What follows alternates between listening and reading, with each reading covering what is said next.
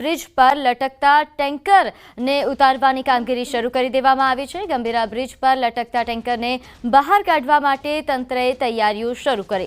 સિંગાપુરથી આવેલા 3 એન્જિનિયર તથા marine emergency team સ્થળ પર હાજર છે। બલૂનથી ટ્રક નીચે ઉતારવામાં આવશે। હાલ ટ્રકની નજીક બલૂન રાખવામાં આવ્યું છે। બ્રિજની બહાર ઓપરેશન માટે ટેન્ટ પણ તૈયાર કરી દેવાયો છે। તમામ સેફટીના સાધનો અને ટેકનિકલ સાધન ટ્રક પાસે પહોંચાડી દેવાયા છે। ટ્રકની પાછળ લાંબા દોરડા તથા હવા વગરના સ્પેર બલૂન પણ તૈયાર રખાયા છે।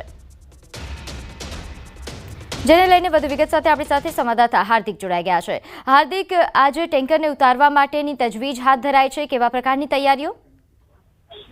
બિલકુલ, જો આ ટેન્કરની આપણે જો વાત કરવામાં આવે તો ટેન્કરના માલિક વગર વાકે છેલ્લા કેટલાય સમયથી તંત્રને આ છેડેથી પેલા છેડે પીસાઈ રહ્યા છે અને તેમના દ્વારા છેવટે એવું કહેવામાં આવ્યું હતું કે કાં તો મારું ટેન્કર કાઢી આપો, કાં તો પછી નદીમાં પાડી આપો। ત્યારે તંત્ર દ્વારા આ ટેન્કર જે છે તે કાઢવા માટે કવાયત જે છે તે શરૂ કરવામાં આવી છે।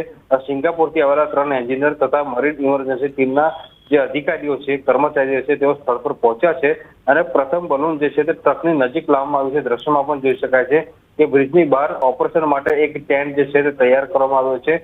તમામ સેફટીના સાધનો અને ટેકનિકલ સામાન ટ્રક પાસે પહોંચાડવામાં આવ્યા છે અને ટ્રકની પાછળ લાંબા દોરડા તથા હવા વગરના જે સ્પેર બલૂન છે તે પણ તૈયાર કરવામાં આવે છે। લગભગ હજી પણ 24 થી 48 કલાક જેટલો સમય જે છે તે લાગી શકે છે, પરંતુ તંત્ર દ્વારા વહેલી તકે આ જે ટેન્કર છે તેને બહાર કાઢવામાં આવે અને તેના માલિકને સુપરત કરાય, ત્યાં પ્રકારના પ્રયત્નો જે છે તે અત્યારે હાથ ધરવામાં આવી રહ્યા છે।